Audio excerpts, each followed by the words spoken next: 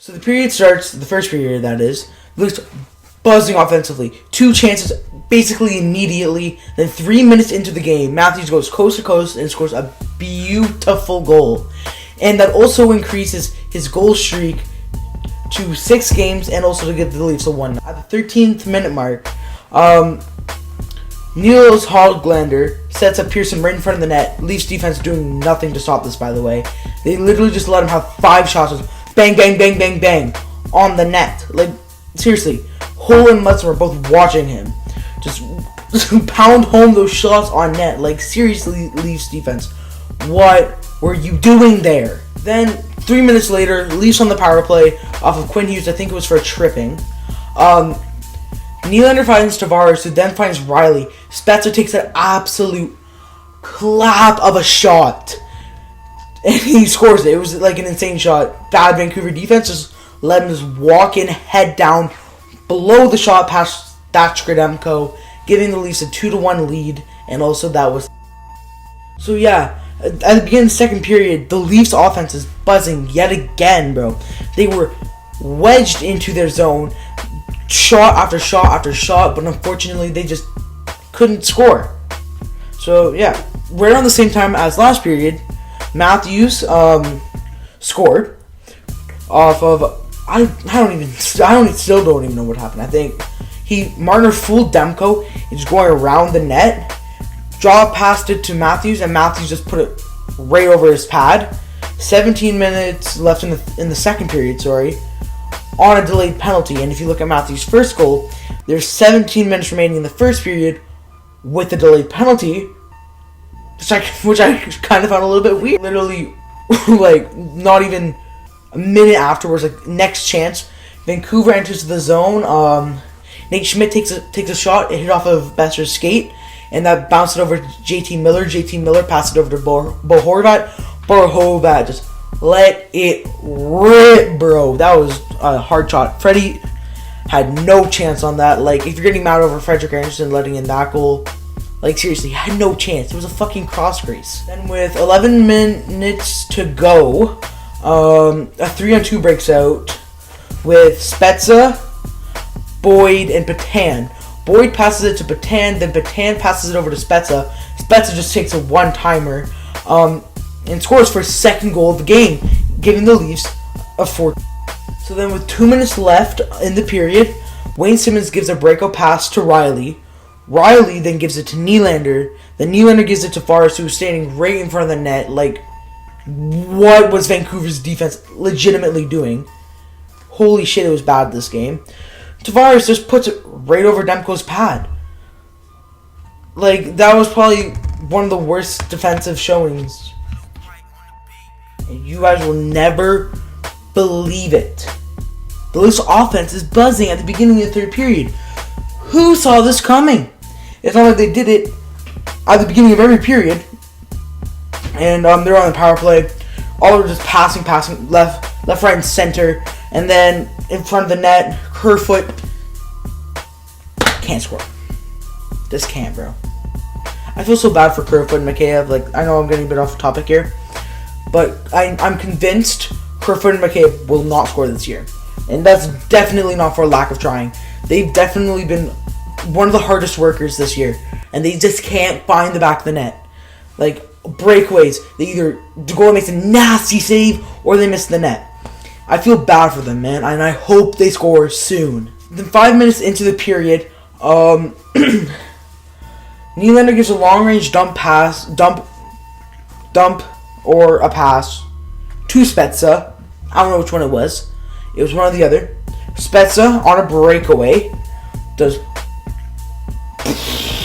dangles out Tanev, then dangles out Demko for his third goal of the game, his first hat trick as a Leaf, and his first hat trick since 2016. Also his 8th of his career. Like, that's so sick, bro. Like, imagine you're definitely in the later stages of your career, and you come to your favorite team, and then you score a hat trick with your hometown team. Like, that's amazing, bro. And you haven't scored one in almost half of a decade. Like, that'd be such a good fucking feeling, bro. Like, good job, Spencer. 4 minutes after that, Canucks on a 4-on-3 power play.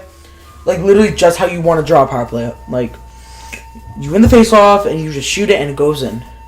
JT Miller claps it home. That's all I got to say. To go in the game, Leafs have it hammered into the Canucks zone, right? Boyd along the boards, passes it to Bogosian. Bogosian then puts it down to Marner. Marner just claps it home, scores, makes it 7-3. That's the last goal of the game. So now 3 minutes ago, Simmons destroyed Quinn Hughes, like bodied him. Like, I don't know how men's walking after that shit. Jordy Ben, their team's getting blown out. Just their star players got laid out. Obviously, he's mad. He drops the mitts with Simmons. Simmons destroys him, man. He looked like a UFC fighter out there, my guy.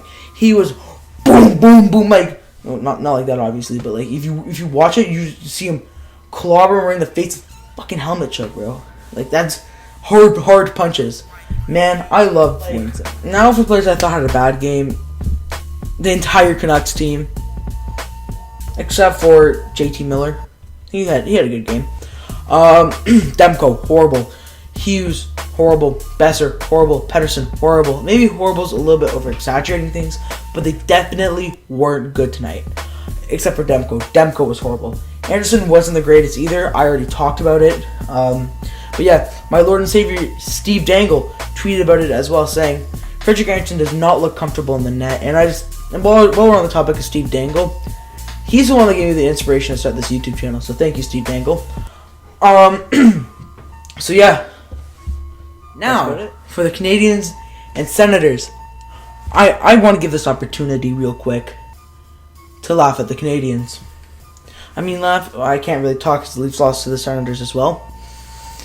But I think one of the main reasons why the Canadiens have a good record, and you can just call me a stuck-up Leafs fan for this shit, I don't care. I genuinely think this.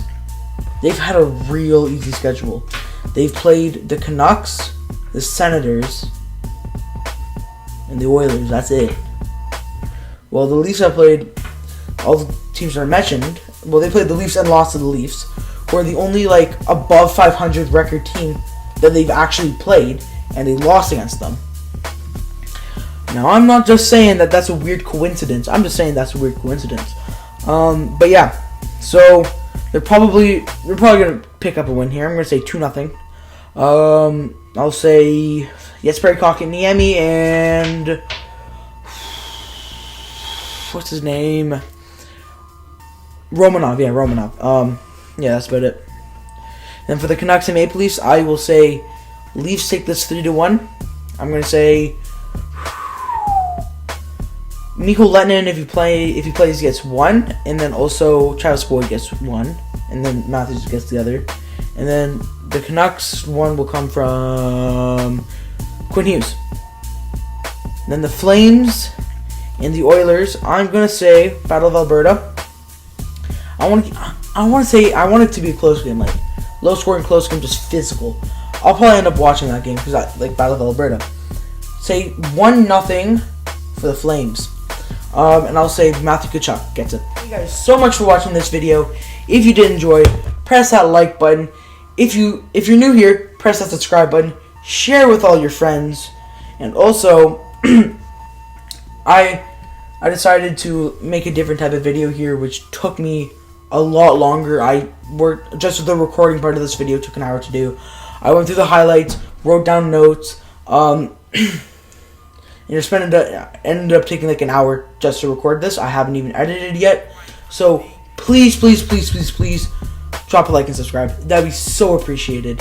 And I'm a high school student. Please give me some support.